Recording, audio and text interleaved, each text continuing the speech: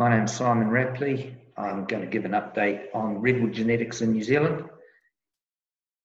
There are now more than 10,000 hectares of redwood forest in New Zealand, and we know from tree sales from the nurseries that there are more and more trees going into the ground each year. People are interested in redwood because it's a high value timber.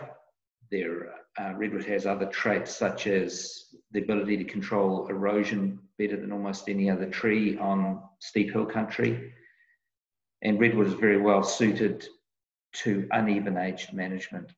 We also have government policy now encouraging greater diversity in the forestry sector, and redwood is recognised as a viable commercial forestry crop in New Zealand.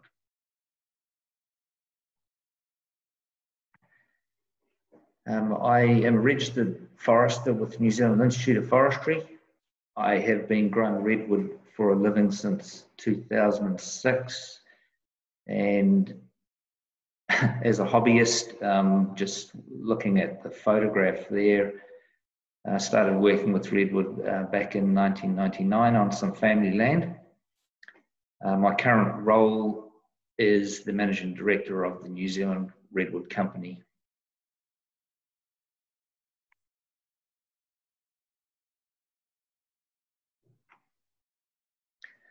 Interesting for us to look at the situation in California, which is the natural range of redwood. Foresters there have been considering redwood silviculture for a lot longer than what we have here, and have come up with clear strategies.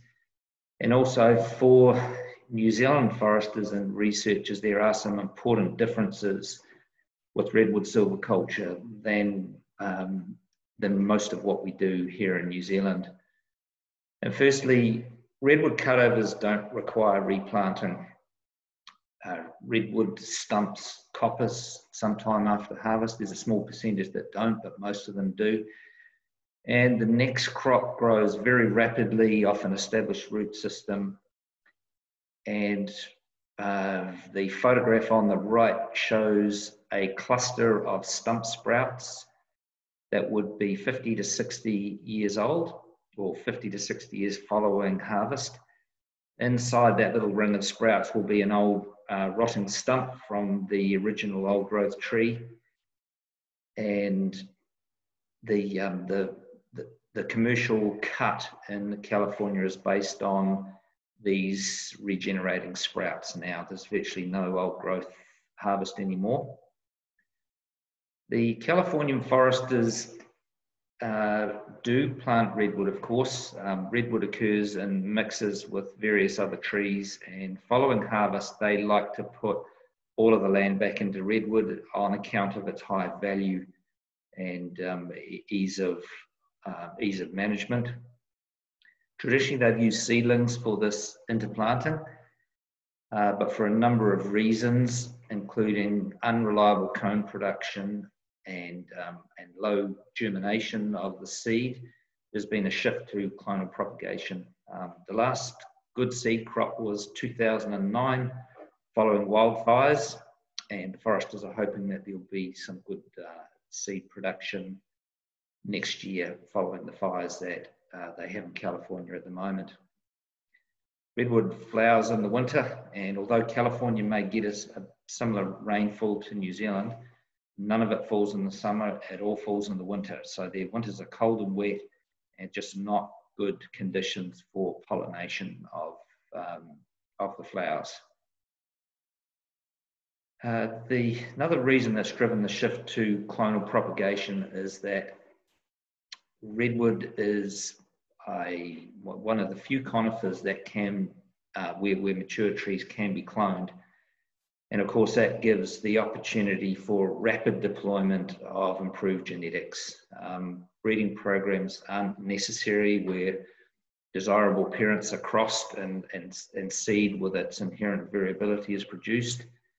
Mature trees with the desirable traits are identified in the forest, and they are cloned, and tissue culture labs can literally produce hundreds of plants in a relatively short period of time. The California growers have recently formed a tree improvement co-op. There are 20 members, and that is pretty much all of the redwood growers in California. They have engaged the services of Dr. Keith J. Wickrama, and if that name seems familiar to you, maybe it is. Keith was with the NZFRI for a while. The co-op has almost 200 genotypes under evaluation, and all of its members are actively bringing material into it for evaluation. It is worth mentioning at this point that they do have different selection criteria to New Zealand. To a Californian redwood forester, all redwood is good redwood in terms of timber quality, and they have no interest in selecting for wood properties. The New Zealand situation is that we have 6 suppliers of redwood planting stock. 4 of them are forestry nurseries, and they are some of the mainstream nurseries. We also have 2 forest management companies who both have an interest in genetics and access to improved genetics, and they're contracting nurseries to grow redwood planting stock for their own planting programs and for sale. These 6 suppliers have production in the range of 10,000 to 250,000 trees each year. All of the nurseries are using seed to some extent, and after contacting these nurseries recently, I was pleased to find out that none are using New Zealand-based seed anymore. There are well-described problems with New Zealand-derived seed, and probably the best example is seed from the Memorial Grove in Rotorua, which is a stand of magnificent redwood, but we believe that most of the trees are brothers and sisters or closely related. Possibly the original seed came from a single tree that was felled for cone collection. But anyway, although those trees are good examples of redwood, their offspring have problems with inbreeding and are less vigorous, and there's a belief that there are compromises to wood properties as well. The largest supplier of redwood clonal stock is producing containerized trees derived from tissue culture. The little flask in the photograph is redwood tissue culture trees as they've been transferred from a lab where they're multiplied up to the nursery, which grows them on to a plantable size. The selection criteria are growth and form. I mentioned before that the Californian foresters are not interested in wood properties, but the New Zealand growers think that with the ability to clone redwoods and bring them into production rapidly, that all traits of interest should be considered in the selection process. And the second trait of interest to the New Zealand foresters, which is of no interest to those in California, is epicormic sprout growth. We prune out redwoods in New Zealand. Virtually everyone who's planted redwood is intending to prune them, whereas in California they don't. They have very little in the way of management inputs, and so they don't see any problem with epicormic sprout production. Now, the largest supplier of tree redwood planting stock in New Zealand is actually a member of the California Redwood Tree Improvement Program and has access to genetics from that program. And because of the interest in wood properties and epicormic sprout production in New Zealand, the elite trees from the Tree Improvement Co-operative are evaluated in New Zealand for those. The foresters in California, as a recognition to what we're doing in New Zealand, collect wood samples from the parent trees, which are shipped down to New Zealand for testing. And unfortunately, with Epicormic sprout production, we have to wait till the trees are pruning age in New Zealand before we can evaluate them for Epicormic sprouting.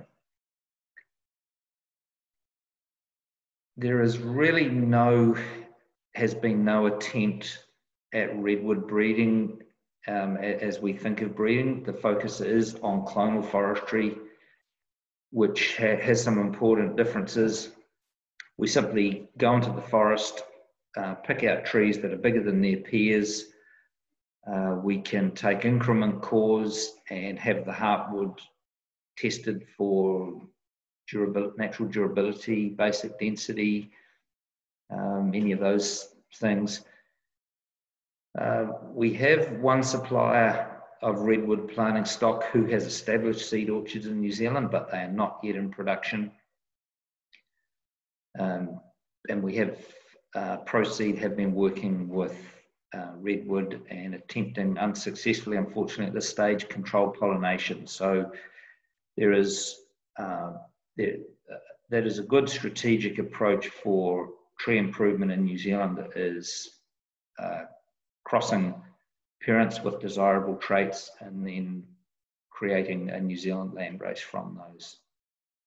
But so far that's fairly early stages, and again the reliance is on clonal production.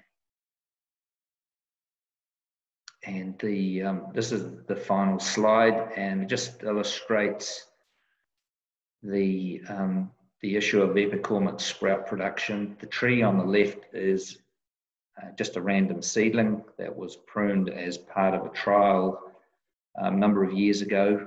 It does still have a few branches on it, but you'll see that there are a whole lot of small branches and Epicormic sprouts that have to be removed if a forester wants to produce clearwood in that butt log. And with redwood, they will grow back. Following pruning, some trees that we describe as hairy will, even if you clean them up like the stem on the right, the next time you see that tree, it will have sprouts up and down the stem. Now, the cost of pruning that tree could be as much as twice the tree on the right. And if, when the pruners come back in to do the second lift, they have to take off a whole lot of sprouts again before they do the second lift, then you can see that it wouldn't take much to double the cost of pruning operations. So we are very interested in this trait in New Zealand, and as I previously said, all of the growers in New Zealand are pruning their redwoods. So that concludes my presentation. Thank you for listening.